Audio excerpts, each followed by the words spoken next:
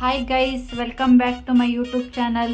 ಎಲ್ಲರೂ ಹೇಗಿದ್ದೀರಾ? ನಾನು ಇವತ್ತು ಮಶ್ರೂಮ್ ಗ್ರೇವಿ ಮಾಡಬೇಕು ಅಂದ್ಕೊಂಡಿದ್ದೀನಿ. ಹೇಗೆ ಮಾಡೋದು ನೋಡ್ಕೊಳ್ಳೋಣ ಬನ್ನಿ.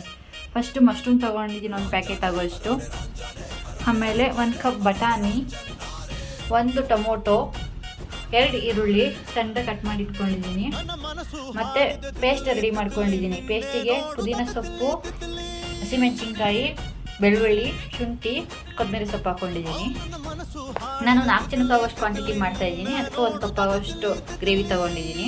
ನಿಮಗೆ ಎಷ್ಟು ಜನಕ್ಕೆ ಬೇಕೋ ಕ್ವಾಂಟಿಟಿ ನೋಡ್ಕೊಂಡು ತೊಗೊಳ್ಳಿ. ಮತ್ತು 1 ಆಲೂಗೆಡ್ಡೆ. ಬನ್ನಿ ಮಾಡೋಣ. ನಾನೊಂದು ಪಾತ್ರೆ ಇಟ್ಕೊಂಡಿದ್ದೀನಿ.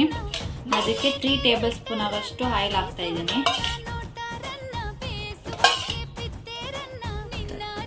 ಆಯಿಲ್ ಬಿಸಿ ಆಗಿದೆ. ಅದಕ್ಕೆ ಕರ್ಬೇವಿನ ಸೊಪ್ಪು ಹಾಕ್ಕೊತಿದ್ದೀನಿ. ಸ್ವಲ್ಪ ಕರ್ಬೇವಿನ ಸೊಪ್ಪು ಫ್ರೈ ಆದಮೇಲೆ ಈರುಳ್ಳಿ ಹಾಕ್ಕೊತಾ ಇದ್ದೀನಿ. ಈರುಳ್ಳಿ ಕಲರ್ ಚೇಂಜ್ ಆಗೋವರೆಗೂ ಹುರ್ಕೊಬೇಕು. ಈರುಳ್ಳಿ ಚೆನ್ನಾಗಿ ಫ್ರೈ ಆಗಿದೆ, ಕಲರ್ ಚೇಂಜ್ ಆಗಿದೆ, ನೋಡ್ತಾ ಇರ್ಬೋದು ನೀವು. ಇವಾಗ ಬಟಾಣಿ ಹಾಕ್ಕೊಳ್ಳೋಣ.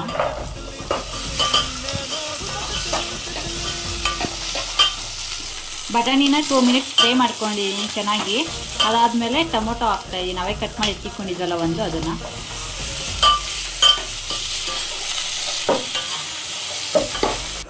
ಚೆನ್ನಾಗಿ ಫ್ರೈ ಆಗಿದೆ. ಇವಾಗ ಆಲೂಗೆಡ್ಡೆ ಹಾಕ್ಕೊತಾ ಇದ್ದೀನಿ. ಆಲೂಗೆಡ್ಡೆ ಬಂದು ಅಡಿಷನಲ್ಲು, ನನ್ನ ಟೇಸ್ಟ್ ಚೆನ್ನಾಗಿರುತ್ತೆ ಅಂತ ಹಾಕ್ಕೊತಾ ಇದ್ದೀನಿ. ನಿಮಗೆ ಇಷ್ಟ ಇದ್ದರೆ ಹಾಕ್ಕೋಬೋದು, ಇಲ್ಲ ಸ್ಕಿಪ್ ಕೂಡ ಮಾಡ್ಕೋಬೋದು. ಇವಾಗ ಆಲೂಗೆಡ್ಡೆ ಹಾಕ್ಕೊಂಡ್ಮೇಲೆ ಚೆನ್ನಾಗಿ ಫ್ರೈ ಮಾಡ್ಕೊಬೇಕು 2 ಮಿನಿಟ್ಸು. ಗೈಸ್, ಆಲೂಗೆಡ್ಡೆ ಫ್ರೈ ಆಗಿದೆ ಚೆನ್ನಾಗಿ. ಇವಾಗ ಮಶ್ರೂಮ್ ಹಾಕ್ಕೊತಾ ಇದ್ದೀನಿ. ವಾಶ್ ಮಾಡಿ ಎತ್ತಿಟ್ಕೊಂಡಿದ್ದೀನಿ ನಾನು ಚೆನ್ನಾಗಿ. ಅರಿಶಿನ ಹಾಕ್ಕೊಂಡು, ಉಪ್ಪು ಹಾಕ್ಕೊಂಡು,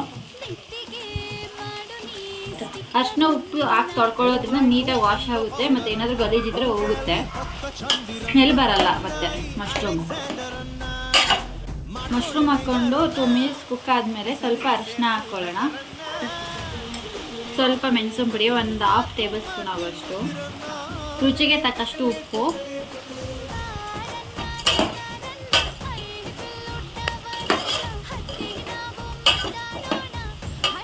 ಹಾಗೆ ರುಬ್ಬೆತ್ತಿಟ್ಕೊಂಡಿರೋ ಮಸಾಲೆ ಹಾಕ್ಕೊಂಡಿದ್ದೀನಿ. ಮಸಾಲೆ ಎಣ್ಣೆ ಬಿಡೋವರೆಗೂ ಚೆನ್ನಾಗಿ ಫ್ರೈ ಮಾಡ್ಕೊಳ್ಳಿ. ಗೈಸ್, ನೀವು ನೋಡ್ತಾ ಇರ್ಬೋದು ಎಣ್ಣೆ ಬಿಟ್ಕೊಂಡಿದೆ. ಇವಾಗ ಇದಕ್ಕೇನೇನು ಮಸಾಲೆ ಬೇಕೋ ನೋಡೋಣ ಬನ್ನಿ. ಗೈಸ್, 1 ಟೇಬಲ್ ಸ್ಪೂನ್ ಆಗೋಷ್ಟು ಧನಿಯಾ ಪೌಡರ್ ಹಾಕ್ಕೊತಾ ಇದ್ದೀನಿ. 1 ಟೇಬಲ್ ಸ್ಪೂನ್ ಆಗೋಷ್ಟು ಚಿಲ್ಲಿ ಪೌಡರ್ ಹಾಕ್ಕೊತಾ ಇದ್ದೀನಿ. ಸ್ವಲ್ಪ ಚಿಕನ್ ಮಸಾಲ ಹಾಕ್ಕೊತಾ ಇದ್ದೀನಿ. ಅದು 1 ಟೇಬಲ್ ಸ್ಪೂನ್ ಆಗೋಷ್ಟು ಇರಲಿ. ಚೆನ್ನಾಗಿ ಹುರ್ಕೊಳ್ಳಿ. ಮಸಾಲೆ ಎಲ್ಲ ಚೆನ್ನಾಗಿ ಹಿಡಿಯಬೇಕು ಮಶ್ರೂಮ್ಗೆ, ಆವಾಗ ಗ್ರೇವಿ ಚೆನ್ನಾಗಿ ಬರುತ್ತೆ. ನೋಡಿ ಗೈಸ್, ಎಣ್ಣೆ ಎಲ್ಲ ಬಿಟ್ಕೊಂಡಿದೆ. ಇವಾಗ ಚೆನ್ನಾಗಿ ಫ್ರೈ ಆಗಿದೆ. ಇವಾಗ ನೀರು ಹಾಕ್ಕೊಳ್ಳೋಣ ಸ್ವಲ್ಪ. ನಿಮ್ಮ ಗ್ರೇವಿಗೆ ಕನ್ಸಿಸ್ಟೆನ್ಸಿ ಎಷ್ಟು ಬೇಕೋ ನೋಡ್ಕೊಂಡು ಹಾಕ್ಕೊಳ್ಳಿ. ನಾನು 1 ಲೋಟ ಆಗೋಷ್ಟು ಹಾಕ್ಕೊಂಡಿದ್ದೀನಿ.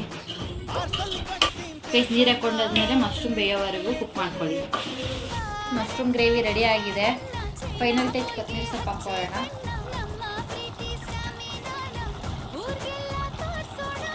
ಕೊತ್ತಂಬರಿ ಸೊಪ್ಪು ಹಾಕ್ಕೊಂಡು ಸ್ವಲ್ಪ ತಿರ್ಸ್ಕೊಂಡ್ರೆ ರೆಡಿ ಆಯಿತು ಮಶ್ರೂಮ್ ಗ್ರೇವಿ.